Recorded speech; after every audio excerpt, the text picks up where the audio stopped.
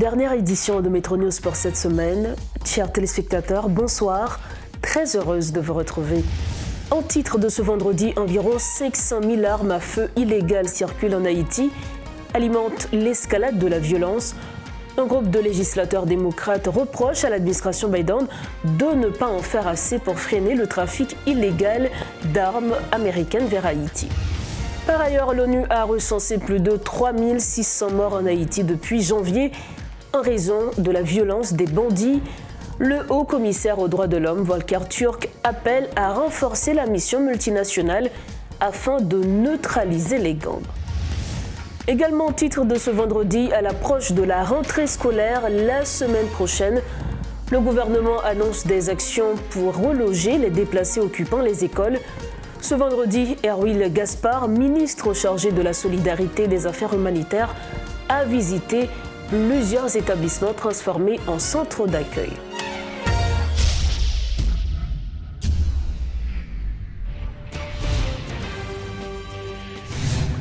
Un groupe de législateurs démocrates dont Chuck Schumer, Elizabeth Warren, Sheila Philus McCormick accusent l'administration Biden de ne pas agir suffisamment pour freiner le trafic illégal d'armes à feu vers Haïti, principalement depuis le sud de la Floride. Dans une lettre adressée au département de la sécurité intérieure, du commerce et de la justice, ils expriment leur inquiétude face à l'augmentation du nombre et de la puissance des armes utilisées par les gangs en Haïti, où la violence a causé plus de 3600 morts en 2024. Les législateurs soulignent que malgré l'embargo, environ 500 000 armes à feu circulent en Haïti, alors que le pays ne produit pas d'armes, les États-Unis restant la principale source de ces armes. Ils demandent un contrôle renforcé dans les ports, en particulier à Port Everglades, et à inclure la Floride dans un programme fédéral obligeant les vendeurs d'armes à signaler les ventes multiples de semi-automatiques. Ils rappellent également les promesses de Kamala Harris, qui, lors d'une visite en juin 2023 aux Bahamas, avait annoncé une aide supplémentaire pour lutter contre le trafic d'armes dans les Caraïbes. Elle avait promis d'investir dans une unité d'enquête criminelle en collaboration avec la police nationale haïtienne, mais les législateurs déplorent l'absence de progrès concrets sur le terrain. Plus de 3600 morts en 6 mois, selon le dernier rapport de l'ONU. Au total, 3661 personnes ont été tuées en Haïti en raison de la violence des gangs.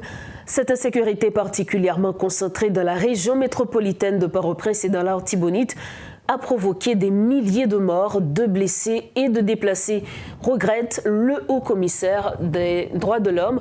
Volker Türk, le patron du ACDH, appelle à renforcer la mission multinationale déjà déployée dans le pays avec 430 membres.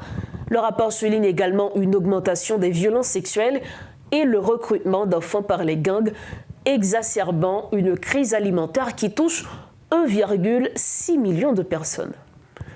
Toujours dans ce chapitre, le commandant en chef des FADH, le général Derby Guerrier, a démenti la rumeur selon laquelle des bandits auraient attaqué jeudi le grand quartier général situé au Champ de Mars. Il a précisé que les soldats en poste au grand quartier général avaient pris des positions de défense après avoir entendu des coups de feu provenant d'un échange entre les bandits et des policiers dans la rue Lamar. Les explications du général Derby Guerrier. C'est vraiment archi faux. Pas de attaque sur le grand quartier général. Des bandits que la police poursuivait dans la zone de la rue Pavée, rue Lamar. La police, le DDO, avec un char, les poursuivait. Et bandits, ça a tiré, la police a tiré tout. Nous autres, au grand quartier général, depuis nos temps de tir, les militaires, nous-mêmes, nous mettons en garde. Mais pas jamais gagné attaque sur le grand quartier général hier. Est-ce que ça t'a dit, tout, général Guerrier, que zone côté quartier général Languéan, nous plus ou moins gagnons une certaine garantie de pouvoir circuler librement? Bon, chaque jour, tout le monde descend normalement. Et il est vrai que les forces armées d'Haïti prennent des dispositions pour sécuriser le périmètre de grand quartier général là. Il y a une patrouille qui a fait. et il y a d'autres dispositions qui prennent toujours pour nous sécuriser toute zone champ de masse là, surtout avec la rentrée des classes. Donc, moi, je dis que la zone n'est pas vraiment à 100% sécurisée, mais les dispositions à prendre pour le moment pour sécuriser complètement la zone, pour permettre que la circulation en fait et pour tout le monde vaquer normalement à faire. Définitivement. Et très bientôt, on a d'autres dispositions qu'on prend encore pour sécuriser la zone. Problème moyen, pas posé encore, mon général. Bon, c'est toujours là, c'est pas facile. Et ceci, c'est pas pour là, mais seulement c'est pour la police tout. Mais avec les moyens du bord, nous devons faire quelque chose. Nous avons fait quelque chose. Nous avons essayé avec les moyens du bord pour nous voir comment nous ne pas dire résoudre, mais au moins apporter une amélioration à la sécurité dans la zone métropolitaine. Le gouvernement a entrepris des démarches pour reloger les déplacés occupant les locaux des établissements scolaires afin de faciliter la reprise des classes à l'approche de la réouverture des classes. Lors d'une visite dans certaines écoles reconverties en centres d'accueil ce vendredi, le ministre délégué auprès du Premier ministre chargé de la solidarité et des affaires humanitaires, Erwil Gaspard, a affirmé qu'un soutien financier sera accordé aux réfugiés pour les aider à trouver d'autres espaces. De leur côté, certains déplacés se plaignent que le financement prévu pour eux est loin d'être suffisant pour répondre aux exigences du marché. Reportage Riti Fortuné et Claude Désir. Il y a plus d'un an que l'école nationale argentine Bellegarde a été transformée en abri provisoire pour des milliers de familles fuyant la violence des gangs. Et depuis, un espace de vie modeste a pris forme dans ce centre que les réfugiés n'ont même pas les moyens d'entretenir. Plusieurs mois après leur arrivée, ils attendent encore que les autorités prennent des dispositions pour faciliter leur retour chez eux. Nous avons un moment critique. Du côté où figure a défiguré Mbagadomi. Raison fait Mbagadomi ravette pinaise. Ça veut dire que les petits moun ont dormi obligés à touiller pinaise après courir des ravettes. De vous éteindre lumière et puis autant de bêtes à tomber sur. N'a mal vécu dans camp là. N'a mal fonctionné. Une chita là mbaka avancer mbaka faire c'est là tout le monde est venu chita parce que Mbagadomi n'a fait. Vous pouvez comprendre. Mbagadomi n'a fait. Il y a plusieurs semaines, ils ont reçu des instructions formelles pour libérer les centres afin de faciliter la reprise des activités académiques. Bien que les organisations qui assurent leur prise en charge leur aient donné un ultimatum, les réfugiés se plaignent des promesses d'accompagnement non tenues par ces entités. Nous déjà parce que OIM te fin dit nous chercher mettre chercher nullement. Nous pas gon goût là mais nous mettre caille prendre nous pour pas sérieux. Passer marché pour mener faire journée pour mener des caille, mettre caille al signer pour nous, ba nous papier, nad marinade est pas fait mais l'école va l'ouvert. Pas j'ai caille canapé vert. Un petit chambre caille c'est $20,000. Un seul petit pièce. $20,000. Ça a fait un bon mois là depuis que j'ai parce que OIM te fait nous signer. Il dit pour nous mener mettre caille laptop nous ça va brûler notre téléphone, OIM pas me dit non jusqu'à présent. Moi actuellement là l'école ouverte, même que c'est petit monde beaucoup même précané pour yo bon pas pour aller à l'école. Un tableau qui montre que la situation des déplacés de la violence des gangs est vraiment difficile. Dans ce contexte, ils ont reçu la visite du ministre délégué auprès du Premier ministre chargé de la solidarité et des affaires humanitaires. L'occasion pour Erwil Gaspard d'évoquer les mesures prises par le gouvernement pour déloger prochainement les occupants de ces écoles. C'est un processus qui est assez difficile, qui est assez long et normal pour les prendre temps pour les faire puisque le gouvernement n'a pas entendu pousser deux moun yo aller par la force, mais c'est un processus qui est fait avec chaque monde qui est déplacé pour eux-mêmes. Ils sont non seulement d'accord pour yo déplacer, mais pour eux-mêmes yo inclus dans le programme de relocalisation. Trouver de nouveaux espaces pour accueillir les milliers de réfugiés ainsi que les moyens financiers liés à cette décision sont autant d'éléments qui rendent la concrétisation de ce projet hypothétique, reconnaît le ministre. Toutefois, il explique que la plus grande préoccupation du gouvernement est de rendre ces établissements scolaires fonctionnels. Et les gens qui vivent dans ce site, qui sont déplacés pour raison que nous connaissons, ils ont gagné obligation même pour libérer le site, puisque les gens dans l'école là, il y a besoin d'espace pour ouvrir l'école. Donc son travail qui vraiment a fait d'un commun accord que ce soit rencontre que nous faisons, que ce soit programme de sensibilisation qui fait, nous pas fait pour compte nous en tant que l'État. Nous faisons en sorte que la société civile est impliquée, mais les gens qui sont en situation de déplacer, ils même tout aussi impliqués dans le processus. Alors que la date de la rentrée officielle des classes approche, le gouvernement s'est lancé dans une course contre la montre pour reloger les réfugiés. Mais l'accompagnement financier fourni aux déplacés pour trouver d'autres espaces de logement paraît bien inférieur au prix du marché, ont-ils dénoncé. Au reste en éducation, un total de 1700 enfants âgés de 3 à 17 ans ont reçu des kits scolaires en prélude à la rentrée des classes prévue le mardi 1er octobre. L'Organisation des Chœurs pour le changement des enfants a procédé à cette distribution de matériel didactique ce vendredi en collaboration avec le Fonds des Nations Unies pour l'enfance, le ministère de l'Éducation nationale et des agents de la PNH. La directrice exécutive de l'OCSED, Chrisley Lucas, s'est félicitée du bon déroulement de l'événement et espère toucher des dizaines de milliers d'enfants l'année prochaine.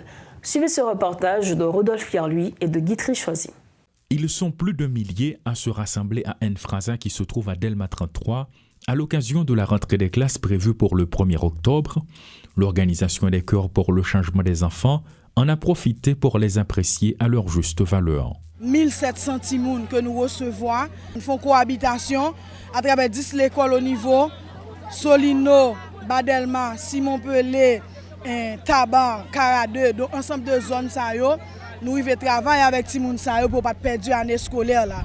Donc, pour nous faire suivi, pour nous parler de Timoun, pour nous assurer que Timoun Sayo nous accompagné, qui quitte Kayo, qui dans la communauté difficile, nous recommencer avec eux à travers le même programme ça, pour que nous arrivions à renforcer l'école Sayo pour l'année scolaire 2024-2025.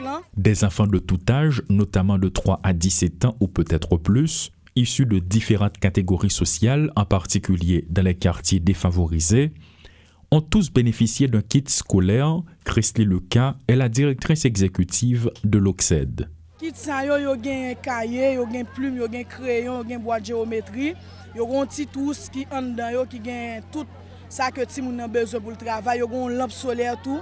En dedans kit là qui permet à ce que même les pas gain courant, y a capable faire devoir, y a capable étudier à travers lampe rechargeable ça qui dans kit. En collaboration avec le Fonds des Nations Unies pour l'enfance, UNICEF, le ministère de l'Éducation nationale, des agents de la PNH, entre autres, cette initiative s'est déroulée sans incident majeur. Des bus ont même été disponibles pour assurer le transport des enfants qui sont sortis satisfaits. Une satisfaction également du côté de la directrice. C'est ça qui fait que, parce que ça m'a fait sortir dans le cœur, c'est ça qui fait OCSED, l'Organisation des Chœurs. Nous avons une équipe qui est vraiment dévouée, qui fait semaine là, équipe là travaille sans camper pour nous arriver à recevoir 1700 timouns dans Enfrasa. Un parcours qui n'a pas été facile si l'on tient compte des témoignages de Madame Lucas. Avec OCSED lui-même, nous baillons corps et âme à travers tous côtés. Qui est difficile, côté accès au difficile pour nous avec directeur de l'école notable qui nous fait pour nous accompagner Timoun ça pour nous capable penser à l'autre génération. Et voilà, amis téléspectateurs, comme vous pouvez le remarquer, derrière moi, il y a des enfants qui aujourd'hui ont pu bénéficier d'un kit scolaire afin de se rendre à l'école le mardi 1er octobre. Les parents ont exprimé leur soulagement parce que c'est une possibilité qui permettra à tous ces enfants de se rendre à l'école. Nous encourageons cette grande dame, Madame Chrisley Lucas, qui a pris cette initiative et nous espérons bien sûr que l'année prochaine, des centaines de milliers d'enfants pourront encore bénéficier de cette activité. Rodolphe Pierre-Louis, Guitry Choisy pour Télémétropole. Autre information, le collectif Défenseurs Plus poursuit son plaidoyer pour une plus grande intégration des femmes au sein de l'administration publique.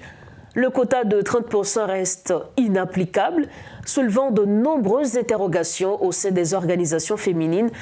Malgré la reconnaissance de la situation par les autorités, la mise en place de ce quota fait toujours débat. De nombreuses femmes compétentes veulent servir leur pays, mais l'intégration reste complexe, déplore Emily Marcelin, responsable de l'axe genre et politique au collectif Défenseurs Plus. Plaidoyer, ça a venu suite avec recherche, suite avec réflexion nous-mêmes au sein du collectif Défenseurs Plus nous fait, sur manque représentation femme dans l'espace pouvoir, dans l'espace décisionnel. Et de là, à partir de constat ça, nous élaborer document ça, nous sommes capables d'inviter la presse, inviter autorités étatiques, inviter organisations qui forment des groupes de pression, nous sommes capables de manier problème et porter une solution avec lui. Et surtout dans un contexte côté nous avons un gouvernement qui réunit différents secteurs dans le pays, qui sont un conseil présidentiel qui a préparé pour l'élection dans l'année qui vient. Donc c'est un contexte qui est très crucial pour nous préparer l'élection, il faut que nous préparer avec organisation mondiale, avec représentation mondiale dans le pays. Dans la question empêchement, intégration féminine dans la vie politique dans le pays, il vient à travers différents facteurs, des facteurs culturels par rapport avec valeurs culturelles, par rapport avec imaginaire collectif dans sous femme, comment les femmes dans l'espace de pouvoir. Est-ce que les femmes comme étant des leaders qui autonomes, capables de décider, capables de parler dans nos populations. Donc ça c'est un blocage. Des facteurs économiques, tout côté femmes, ils n'ont pas accès à ressources, que ce soit sur le plan informel ou informel, côté mesdames occupées plus dans le secteur informel là. Donc ils pas arriver à accaparer, mobiliser des ressources qui sont capables de rentrer dans l'espace de pouvoir. Et qu'il y a l'autre facteur encore sur le plan formation, tout ça, il faut pas gagner assez de formation. Il faut pas connaître la machine politique là, comment elle fonctionne. Et là ils rentrent, ils sont souvent perdus, mais ils sont souvent manipulés par d'autres acteurs qui maîtrisent la machine politique là. Nous commençons avec étape pour nous qui est très important, qui c'est consulter acteurs importants. Côté nous compter consulter d'autres acteurs après journalistes pour capable réfléchir, renforcer réflexion nous en tout parce que nous pas acheter à nous élaborer un document. Donc faut que nous joignent disons monio, faut que nous rencontrer avec organisation société civile, nous getons rencontrer avec groupe femmes qui ba nous des propositions côté par rapport à expérience fait yo dit mais ça yo constater yo même mais ça yo proposer. Et le travail ça a continué fait, on a continué à rencontrer d'autres acteurs dans la société qui est très important. Pour refermer la page nationale de Metro News, l'association Ressuscite le monde dans la prière exhorte les autorités étatiques ainsi que les citoyens haïtiens à confier le sort du pays à Dieu afin de lutter contre l'insécurité qui gangrène la société. Selon l'association, la corruption, l'impunité, la criminalité et l'insécurité, entre autres, sont des problèmes majeurs qui devraient pousser les Haïtiens à implorer la grâce divine pour la libération du pays. Les déclarations d'Alix Baptiste, coordonnateur du mouvement religieux.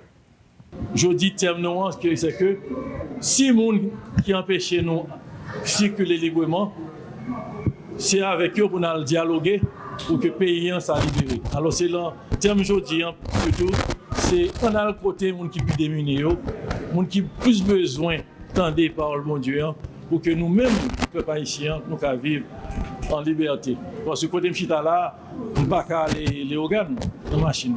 Alors, les gens qui bloquent nous, il faut parler avec eux. Parce que nous avons 3 termes, c'est aimer, partager, pardonner. Il faut commencer par pardonner l'un à l'autre. Parce que qui est-ce nous qui peut dire que nous ne sommes pas coupables que payer l'État ça? Comprendre, quel que soit mon ayant, nous avons part de responsabilité pour agir. Alors nous-mêmes, nous avons prié, mais nous avons agi tout en même temps. C'est nous tous qui parlons avec nous. C'est difficile pour pardonner. Parce que si c'est eux qui étaient victimes, c'est pas difficile. Même pour nous, bon Dieu, moi j'ai tout le monde pardonner une l'autre, aimer une l'autre et supporter une l'autre. Alors c'est ça qu'on a véhiculé. Si tu as un partage, si tu as un amour, si tu as une activité, nous ne sommes pas là à côté de nous. Il faut nous regarder une à l'autre, une dans l'autre. On dit nous aimons, on nous partager, on nous pardonner. Nous sommes au terme de cette édition de Metro News. Avant de partir, le rappel des principaux titres à la une. Environ 500 000 armes à feu illégales circulent en Haïti, alimentant l'escalade de la violence. Un groupe de législateurs démocrates reproche à l'administration Biden de ne pas en faire assez pour freiner le trafic illégal d'armes américaines envers Haïti. Par ailleurs, l'ONU a recensé plus de 3600 morts en Haïti depuis janvier en raison de la violence des bandits. Le haut-commissaire aux droits de l'homme Volker Turk appelle à renforcer la mission multinationale afin de neutraliser les gangs armés. Et puis à l'approche de la rentrée scolaire la semaine prochaine, Le gouvernement annonce des actions pour reloger les déplacés occupant les écoles.